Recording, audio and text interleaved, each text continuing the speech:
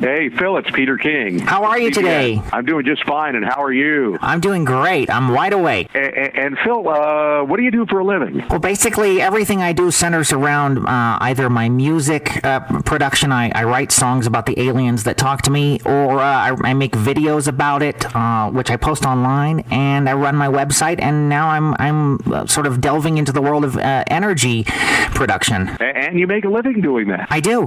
Tell us a little bit about what you want to do, because the short headline says that you're kind of trying to build a service station for aliens. Tell us exactly where and how big, and I'm guessing it doesn't involve something conventional like gasoline or even conventional rocket fuel that we use.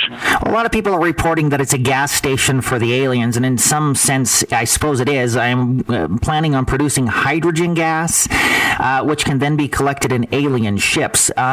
But we're also going to be able to use the hydrogen gas here on Earth, so it's going to be sort of a symbiosis with the good aliens that have given me the schematics and the blueprints to build the power station, which is going to be in the shape of a giant stone pyramid made of limestone, and it will be an exact recreation, I suppose, of the Pyramid of Giza, the way it originally looked 4,500 years ago.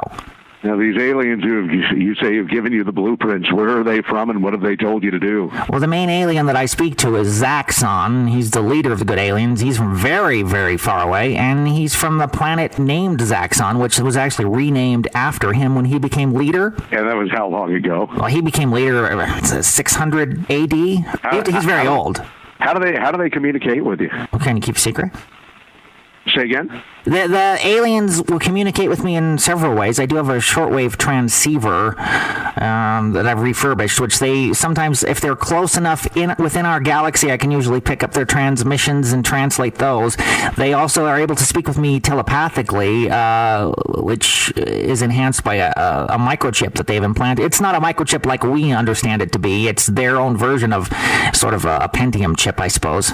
Now this service station, if you will, or energy source, if you will, this is a solo project? Are you doing this or trying to do this with other people? Well, it's really just me and the aliens at this point, but I am trying to enlist the support of the general population. The government, the correspondence I've now started to receive from the government is not looking very positive. They don't seem to be interested in devoting the top of Pikes Peak to this project because it's going to take up the whole peak. But if I can get the general population involved, I'm creating a list of those who will help to volunteer to help lift stones 2.57 tons each. It's going to take 60 people per stone, and we have about over 2 million bricks total, and we need to lift those up the mountain. Once I show that I've got all of these volunteers, I believe the government will have to stand up and take notice and approve the project. I imagine that's a really tough hill to climb here, to get all those volunteers for all that material to take up there. It is a tough hill to climb, physically and figuratively. It's a very large mountain, for one. But yes, the government leaders, they seem to not be taking it seriously, and or they are afraid. You got to admit that to the average human being, it sounds a bit far-fetched, and quite frankly, to me, I cover space as part of my duties here at CBS, but I think we've all thought that there was somebody out there, but still, I think everybody's radar is just a bit skeptical when we talk to somebody like you who says, oh yeah, I've heard from them. I mean, you kind of get classified in one way, shape, or form, and I can't imagine that, if you're a true believer in this, it's got to be easy for you.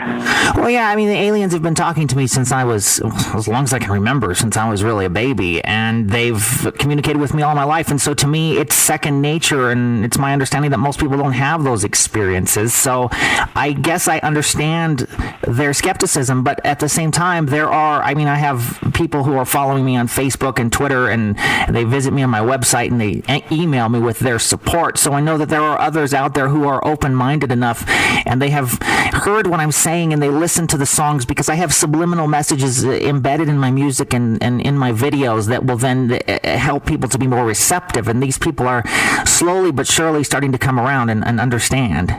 As journalists, we're not expected to take just somebody's say-so. So what kind of proof do you have that you can show the rest of the world that you've actually heard from them? Well, I have a picture of Zaxxon, which I'd be happy to send on to you, so you can see what he looks like. I've also got the schematics, which they have transcribed to me, which you'll see clearly is a pyramid, and it is clearly on Pikes Peak. I've also sent you my artist's rendition of what it will visually look like once the pyramid is constructed on top of Pikes Peak. So that's right all there. I think together, each piece of evidence by itself may not be convincing, but as a package, you can understand where I'm coming from.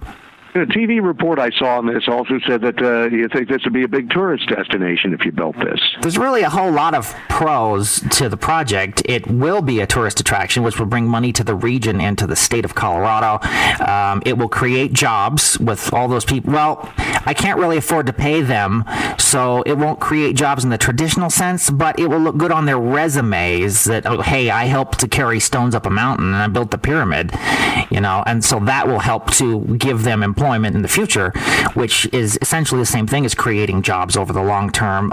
It also makes the mountain taller, that can't be bad. And it's going to be ultimately the entire project will lead to free energy for America and then potentially the rest of the world. And what government agencies have you specifically been in contact with in terms of getting the permits to try and do this? It's sort of complicated because the land is owned by the United States Forest Service, and I've contacted them, and they sent me back sort of a form email, but also indicated that they weren't really interested, so they're being negative about it. But then it's also operated, the day-to-day functioning of the mountain is operated by the city of Colorado Springs, and they haven't responded to me at all. I've attempted to contact them several times. Great. I think we've got that. I know where your website is, and I know how to find you, and if I have any follow-ups, I will indeed call you, okay? All right, well, I appreciate it, Peter. Good luck.